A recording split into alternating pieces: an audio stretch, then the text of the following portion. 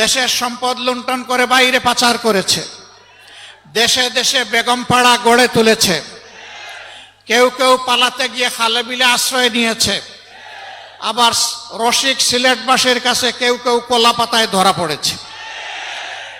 এভাবে অপকর্মের দায় নিয়ে ফ্যাসিস্টরা বাংলাদেশ থেকে পালিয়েছে, কিন্তু ফ্যাসিজমের কালো ছায়া বাংলাদেশ থেকে যায়নি।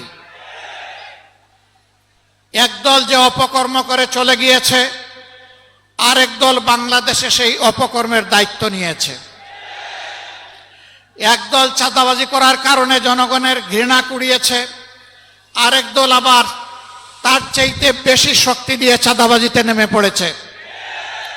একদল দখলদার বনতে গিয়ে জনগণ তাদেরকে প্রত্যাখ্যান করেছে, আরেক দল বেপরোয়া দখলদার হয়ে উঠেছে। একদল জনগণের জানমাল নিয়ে ছিনিমিনি খেলেছে, আলেম ওলামা বিরোধী রাজনৈতিক নেতৃবৃন্দকে হত্যা করেছে, খুন করেছে, ফাঁসি দিয়েছে, নির্যাতন করেছে, পঙ্গু করেছে, জেলে পড়েছে, দেশ ছাড়া করেছে। আরেক দল ঠিক একই পথ ধরেছে, এমনকি নিজেদের মধ্যে মারামারিতেও নিজেদেরকে শেষ করে দিচ্ছে। সংগ্রামী বন্ধুগণ, দফায় দফায় এত রক্ত, এত ত্যাগের পরে দেশবাসী কি আশা করেছিল? দেশবাসী আশা করেছিল অতীতের অপকর্মের যে পরিণতি, এইটা থেকে শিক্ষা নিয়ে রাজনীতিবিদরা নতুন রাজনীতি শুরু করবেন। কিন্তু আমরা দুঃখের সাথে দেখতে পাচ্ছি একদল সেই পুরাতন ধারায় পড়ে আছে। তারা কোনো সংস্কারে রাজি না, তারা সনদ বাস্তবায়নে রাজি না, তারা গণভোটেও প্রথমে রাজি ছিল না, তারপরে ধাক্কাই ধুক্কাইয়া সেই গণভোট একদিনেই হতে হবে তা তারা বাধ্য করেছে সরকারকে। এখন আবার কোথাও কোথাও আমরা ক্ষীণ সুর শুনতে পাচ্ছি, যারা এতদিন নির্বাচনের জন্য নির্বাচন করে জনগণকে বেহুশ করে তুলেছিল, এখন তারা ভিন্ন সুরে কেউ কেউ কথা বলতে শুরু করেছেন। এ লক্ষণ ভালো নয়। তারা বুঝতে পেরেছেন তারা যে সমস্ত কর্মকাণ্ড বাংলাদেশে পরিচালনা করছেন, বাংলাদেশের জনগণ তাদেরকে আগামী নির্বাচনে লাল কার্ড দেখানোর জন্য প্রস্তুত হয়ে গিয়েছে। এই লাল কার্ড দেখা থেকে বাঁচতে গিয়ে যদি কেউ আগামী নির্বাচনকে ভণ্ডুল করার চেষ্টা করেন, আমরা মহান আল্লাহর উপর ভরসা করে বলছি, তাদের সকল ষড়যন্ত্র এদেশের সংগ্রামী জনগণ ভণ্ডুল করে দেবে ইনশাআল্লাহ। কেউ যদি আবার চিন্তা করেন জনগণের সমর্থন পাব না, তাহলে বাঁকা পথে প্রশাসনিক কুর মাধ্যমে আমরা নির্বাচনের ক্রেডিট হাইজ্যাক করব, তাদেরকে বলবো, বন্ধু, সেই সূর্য ডুবে গেছে, এই সূর্য আর বাংলাদেশে উঠবে না। এই সূর্য আর কালো সূর্য বাংলাদেশের মুখ দেখবে না।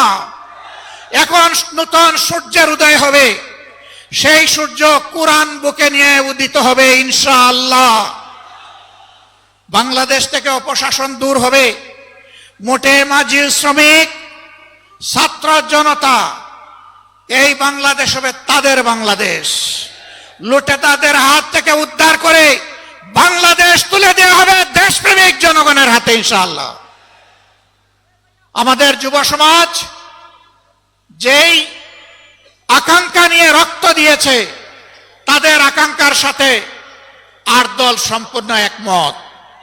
এই আকাঙ্ক্ষার বিপক্ষে যারা দাঁড়াবেন, জনগণ আগামী নির্বাচনে তাদেরকে আর ক্ষমা করবে না।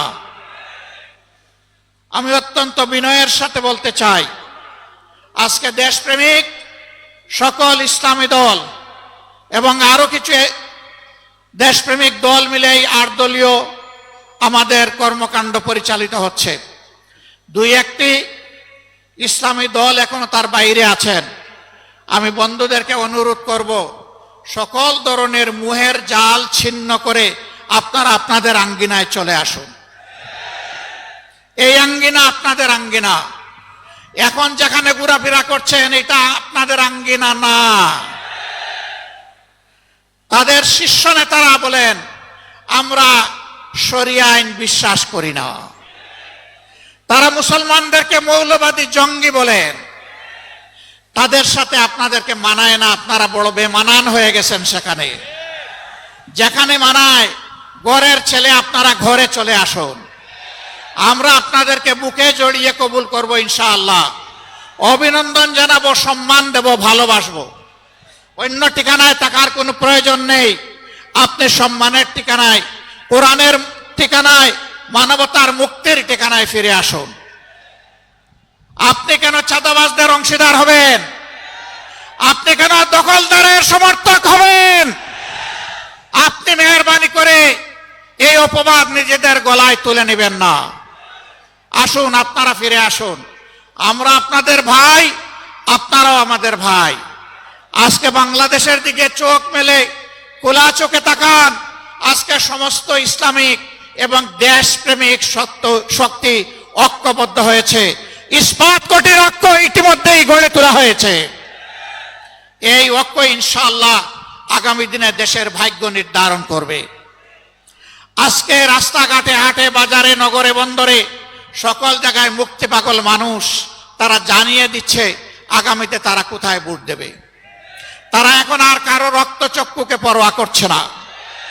কেউ কেউ আমাদেরকে অন্যদের রক্তচক্ষুর ভয় দেখান, অমুক শক্তি, তমুক শক্তি, অমুক দেশ, তমুক দেশ। তাদেরকে পরিষ্কার বলি,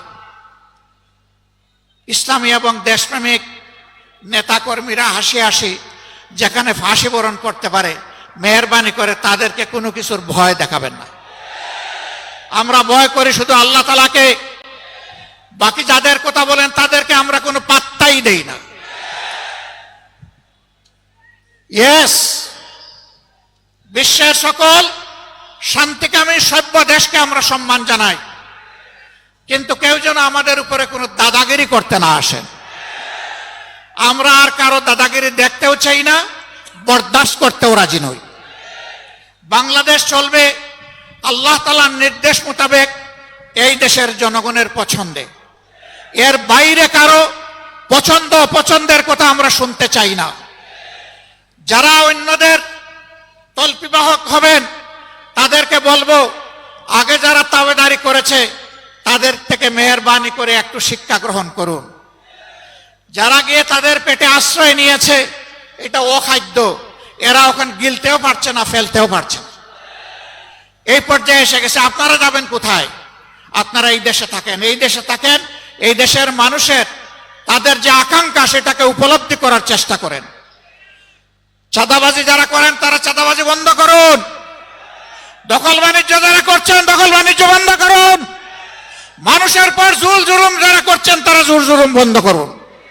যদি তারা বন্ধ না করেন তাহলে তাদেরকে আমরা স্পষ্ট ভাষায় জানিয়ে দিচ্ছি, এটা অচিরেই বাংলাদেশে বন্ধ হবে।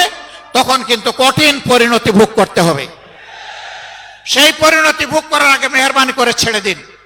জনতার কাতারে আসুন, মানুষকে আর কষ্ট দিবেন না। প্রিয় সিলেটবাসী, বরাবর আপনারা অন্যায় ও সত্যের বিরুদ্ধে আপনারা লড়াই করেছেন। আপনারা 96-2001 আওয়ামী লীগ যখন চরম তাণ্ডব দেশবাসীর উপর চালিয়েছিল, তখন এই সিলেটবাসী আপনারা আওয়ামী লীগকে লাল কার্ড দেখিয়েছিলেন।